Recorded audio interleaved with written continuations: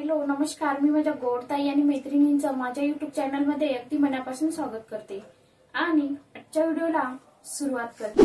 आता उद्या आहे सोमवार आणि सोबतच द्वादशी आहे आणि उद्या अयोध्येमध्ये प्रभू श्री रामचंद्रांचं काय होणार आहे तर आगमन अगदी झालेलं आहे, परंतु त्यांची स्थापना होणार आहे, श्रीरामांची स्थापना होणार आहे।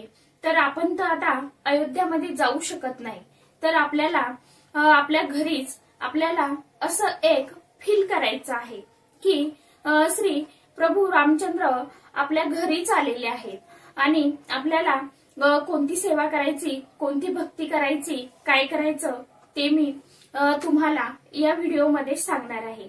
आणि हो, ही काही शास्त्रात वगैरे माहिती नाही, फक्त मी कशा पद्धतीने करणार आहे आणि कोणती सेवा करणार आहे आणि पूजा कशी करणार आहे ते मी तुम्हाला सांगू। हे कुठेही काहीही नाही, कारण आता उद्या प्रभू श्री रामचंद्रांचं आता उद्या त्यांना त्यांच्या जागेवरती ते विराजमान होणार आहे।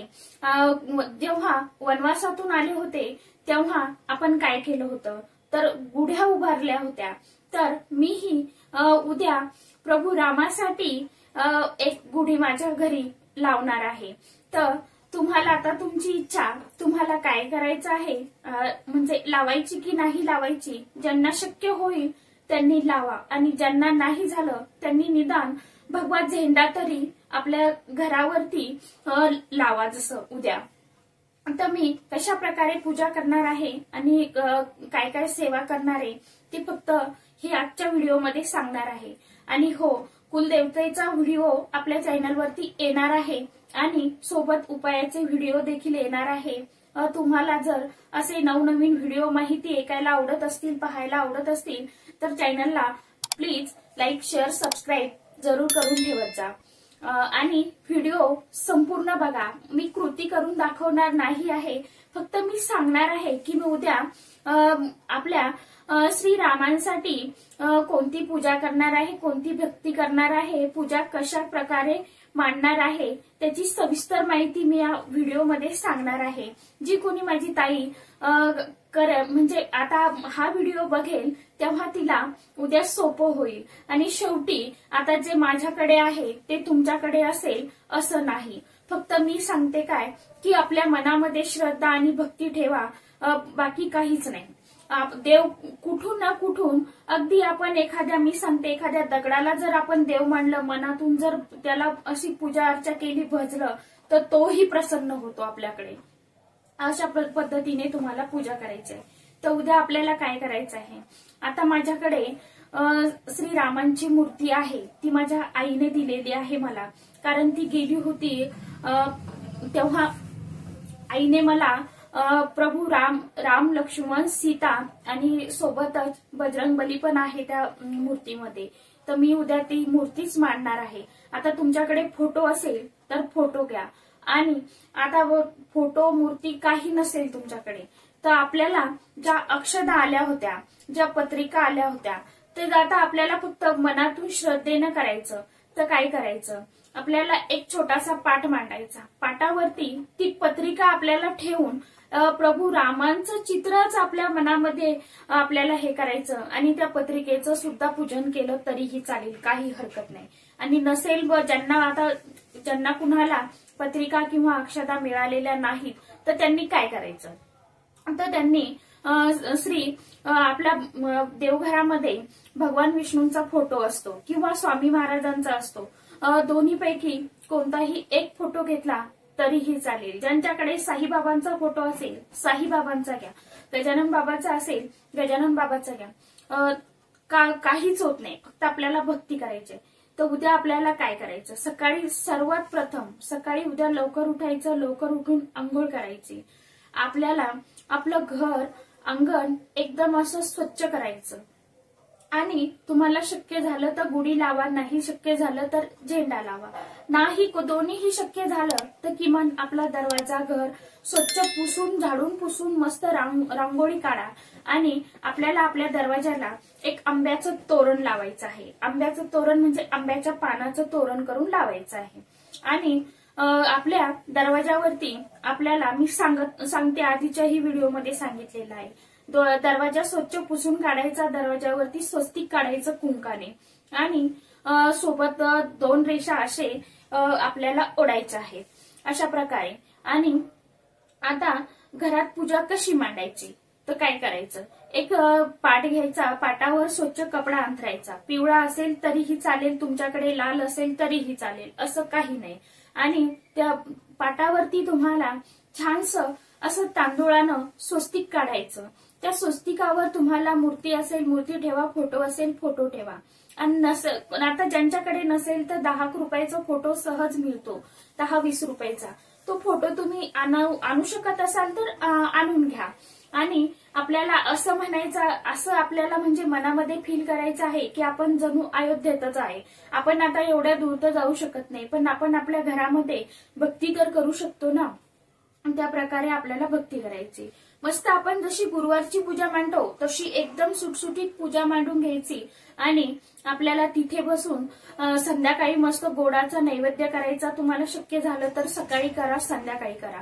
आणि प्रभू रामांना आपल्याला नैवेद्य दाखवायचा, आपल्या सोबतच आपल्या देवघरामध्ये दाखवायचा नैवेद्य, स्वामी महाराजांना, आपल्या इतर देवांना आणि तुळशी मातेलाही नैवेद्य दाखवायचा.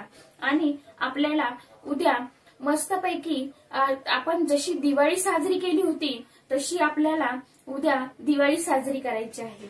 कशासाठी तर प्रभू रामांसाठी करायची आहे. आपल्याला दिवे लावायचे आहे. आणि हो, दरवाजात आता आपल्याला 2 दिवे लावायचे दोन्हीकडनं आणि म्हणजे बाजूलाही लावायचे आहेत, पणत्या लावायच्या. तर आपल्याला पण ज्या पणत्या लावायच्या दरवाजात 2, तर त्या पणत्या कशा लावायच्या, 2 पिंपळाची पानं आपल्याला आणायची आणि पिंपळाच्या पानावर मस्तपैकी आपल्याला काय काढायचं, स्वस्तिक काढायचं कुंकवाने, कुंकू हळद एकत्र मिक्स करायचं आणि मस्त असं स्वस्तिक काढायचं. सोबत 2 रेषा ओढायच्या, त्याला हळदी कुंकाचा असा टिक्का द्यायचा आणि थोड्या अक्षदा ठेवायच्या आणि दोन दरवाजात दोन्ही साईडला म्हणजे इकडनं एक आणि इकडनं एक अशी 2 पानं ठेवायची. त्यावरती 2-2 कापसाच्या वाती टाकून दिवा आपल्याला लावायचा आहे. तेल टाका, तूप टाका, तुम्हाला जे शक्य झालं ते. मी माझ्या पद्धतीने असं करणार आहे म्हणून मी तुम्हाला सांगणार आहे. आणि नाही मिळालं पान तरी, पिंपळाचं पान नाही मिळालं तरी काही हरकत नाही, पण आपल्याला दरवाजातही दोन्ही साईडला 2 दिवे लावायचे आहे. तुळशी मातेजवळही दिवा लावायचा आणि आपण पूजा मांडली, मस्त घटगीट नाही मांडला, कलश नाही मांडला तरीही चालेल, कलशाचं काही काम नाही. परंतु आपल्याला फोटो मांडून फोटोला मस्त पुसून घ्यायचं आणि मूर्ती असेल तर मूर्तीवरतीही तुम्हाला मस्तपैकी अभिषेक करून घ्यायचा आणि हार घाला मस्त मूर्तीला, मस्त फुलांनी असं सजवून घ्या. तिथे तुम्हाला माळ ठेवा, तुमच्याकडे कासव आता आपल्याकडे असतोच, कासव ठेवा, शंख हे ठेवा. तुमच्याकडे आपल्या मंदिरात जे असेल त्या वस्तू म्हणजे आपल्याला एक असं वाटलं पाहिजे की आपण खरोखर अयोध्यामध्ये गेलोय. अशा प्रकारे मी तुम्हाला शक्य झालं तर माझा म्हणजे पूजेचा व्हिडिओ तुम्हाला थोडी का होईना मी क्लिप काढेन आणि तुम्हाला दाखवेन मी कशा प्रकारे करणार आहे ते. नंतरच्या व्हिडिओमध्ये समजा आता उद्या झालं की मी उद्या शूट करेन, पण ते केव्हा दाखवेन आता ते सांगू शकत नाही. एखाद्या व्हिडिओमध्ये ती छोटीशी क्लिप तुम्हाला जोडेल माझ्या पूजेची. तर काय करायचं, आपल्याला उद्या आपण प्रभू रामांची पूजा जिथे मांडणार आहोत तिथे बसून आपल्याला आता दिवसभर आपल्याला काय करायचं, श्रीराम जय राम जय जय राम, श्रीराम श्रीराम जय राम जय जय राम. आपल्याला तुम्हाला जो सोपा वाटेल तो जप तुम्हाला म्हणायचा आहे. आणि आता एक सांगेन तुम्हाला काय करायचं, जे तुमच्या घरामध्ये जे मुलं असतात म्हणजे जे जिद्दी असतात, हट्टीपणा करतात, चिडचिड करतात, ते ऐकत नाही, तर त्यांना तुम्हाला तुमच्या जवळ घेऊन बसायचं. तर आपल्या जवळ बसायचं घेऊन त्यांना आणि त्यांच्या डोक्यावर हात ठेवायचा आणि आपल्याला रामरक्षा म्हणायची. त्यांच्या डोक्यावरती असा हात ठेवायचा आणि आपण रामरक्षा पठण करायची. आणि त्यांना जर जमत असेल तर उद्या शक्यतो त्यांनाही रामरक्षा एकदा तरी म्हणायला लावा. ज्यांना वाचता येत नसेल, ज्यांना म्हणता येत नसेल, त्यांना काय करायचं आहे, त्यांनी YouTube वरती सर्च करा आणि दिवसभर आपल्या घरामध्ये रामरक्षा स्तोत्र लावून ठेवा. नाही दिवसभर लावणं शक्य झालं समजा तरी 1 वेळा किंवा 11 वेळा तरी किंवा 5 वेळा आपल्याला लावायची आहे. सकाळी एकदा आवर्जून उठल्या रामरक्षा स्तोत्र नक्की लावा आणि संध्याकाळीही लावा. आणि ज्यांना खरोखर वाचता येत असेल त्यांना, ज्यांना शक्य नाही झालं 11-21 वेळा किंवा 5 वेळा, त्यांनी 1 वेळा तरी रात्री तरी उद्या रामरक्षक स्तोत्र अवश्य पठण करा. आणि ज्यांना शक्य होईल त्यांनी हनुमान चालिसेचं पठण करा 1 वेळा. आणि सोबतच सुंदरकांड आहे, ह्या अशा सेवा आपल्याला उद्या करायच्या आहे. आणि एक माळ 108 वेळा तरी श्रीराम श्रीराम जय राम जय जय राम, श्रीराम जय राम जय जय राम, श्रीराम जय राम जय जय राम असा जप आपल्याला करायचा आहे. आणि दिवसभरही केला तरीही, आणि नुसता ओम श्रीराम जरी म्हटलं तरीही खूप आहे. अशा प्रकारे आपल्याला पूजा करायची आहे. आणि खरोखर पूजा करा. आणि उद्या आपल्याला असं म्हणजे तुमच्या मनामध्ये ठेवा की खरोखर प्रभू रामचंद्र आपल्या घरी जणू आले आहेत, असं आपल्याला दिवसभरात हे करायचं.